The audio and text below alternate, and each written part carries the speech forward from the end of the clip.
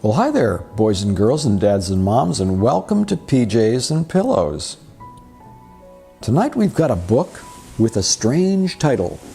It's called Enemy Pie. It was written by Derek Munson and illustrated by Calahan King. Let's begin.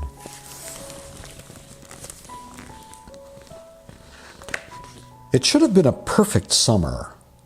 My dad helped me build a treehouse in our backyard. My sister was at camp for 3 whole weeks.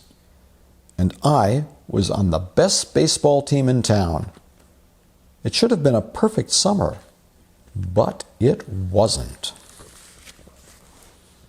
It was all good until Jeremy Ross moved into the neighborhood, right next door to my best friend Stanley. I did not like Jeremy Ross. He laughed at me when he struck me out in a baseball game. He had a party on his trampoline, and I wasn't even invited. But my best friend Stanley was. Jeremy Ross was the one and only person on my enemy list.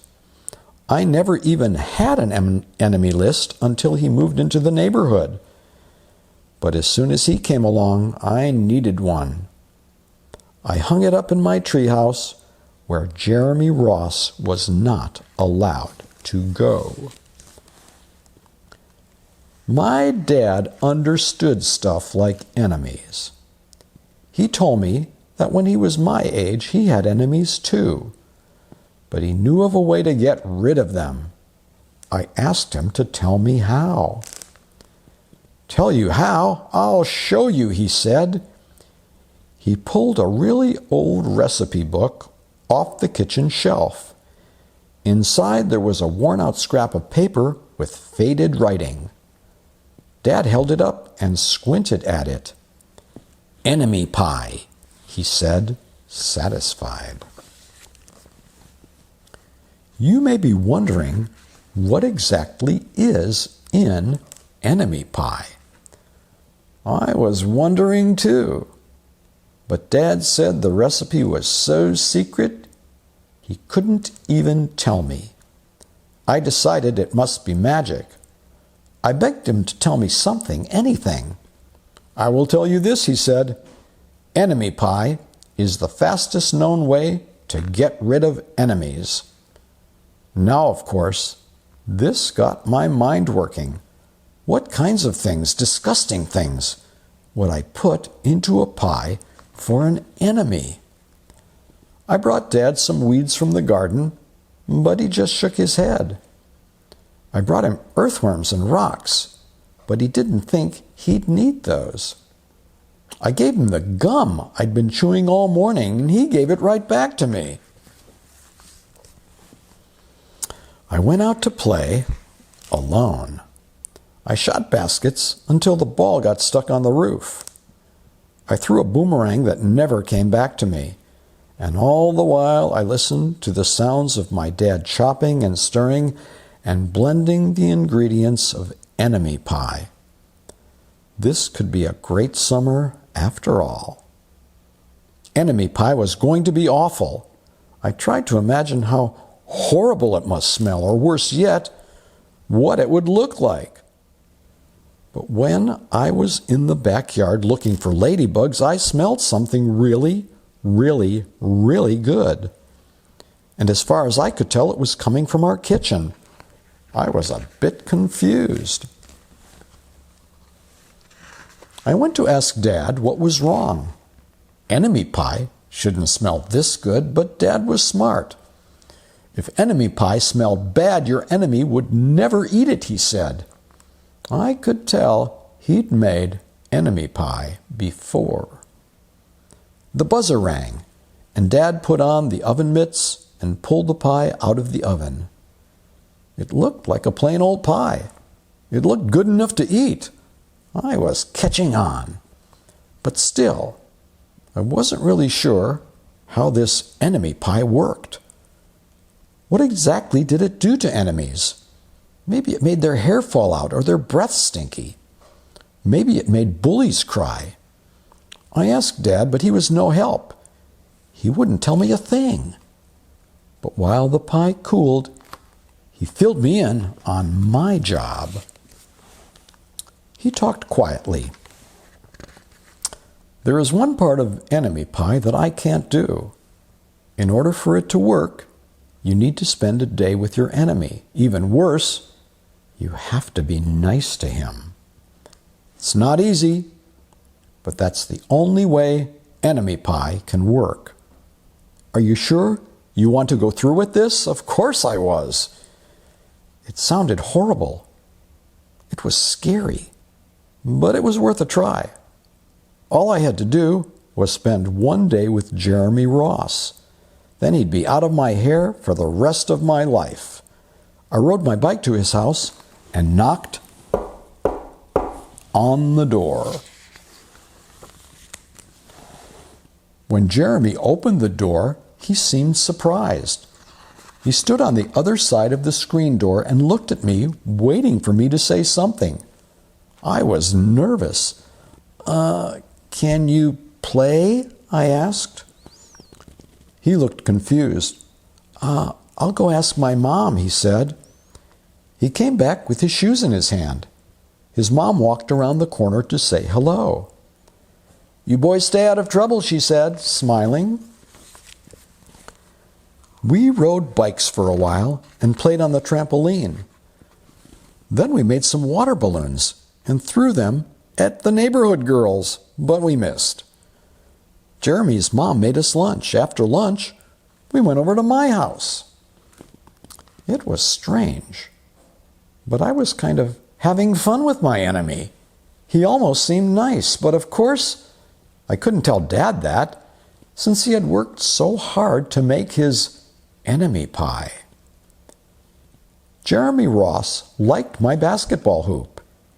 He said he wished he had a basketball hoop, but they didn't have room for one. I let him win a game, just to be nice. Jeremy Ross knew how to throw a boomerang. He threw it, and it came right back to him.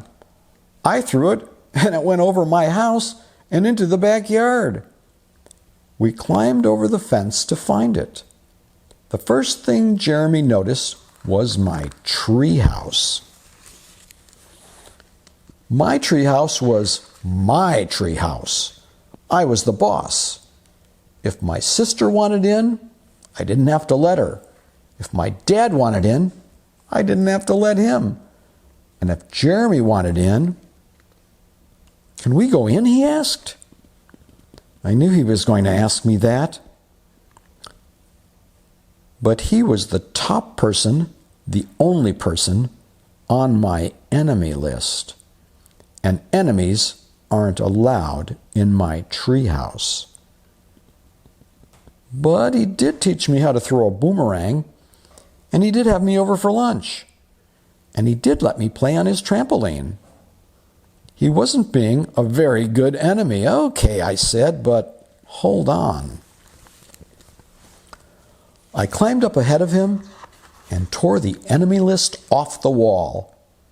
I had a checkerboard and some cards in the treehouse, and we played games until my dad called us down for dinner. We pretended we didn't hear him, and when he came out to get us, we tried to hide from him, but somehow he found us. Dad made us macaroni and cheese for dinner, my favorite. It was Jeremy's favorite too. Maybe Jeremy Ross wasn't so bad after all.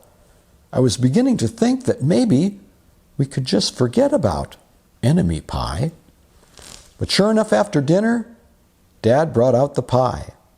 I watched as he cut the pie into 8 thick slices. Dad, I said, it sure is nice having a new friend in the neighborhood. I was trying to get his attention and trying to tell him that Jeremy Ross was no longer my enemy. But Dad only smiled and nodded. I think he thought I was just pretending. Dad dished up 3 plates side by side with big pieces of pie and giant scoops of ice cream. He passed one to me and one to Jeremy. "Wow," Jeremy said, looking at the pie. "My dad never makes pies like this." It was at this point that I panicked. I didn't want Jeremy to eat enemy pie. He was my friend. I couldn't let him eat it. "Jeremy, don't eat it. It's bad pie. I think it's poisonous or something." Jeremy's fork stopped before reaching his mouth. He crumpled his eyebrows and looked at me funny. I felt relieved. I had saved his life. I was a hero. "If it's so bad," Jeremy asked, "then why has your dad already eaten half of it?"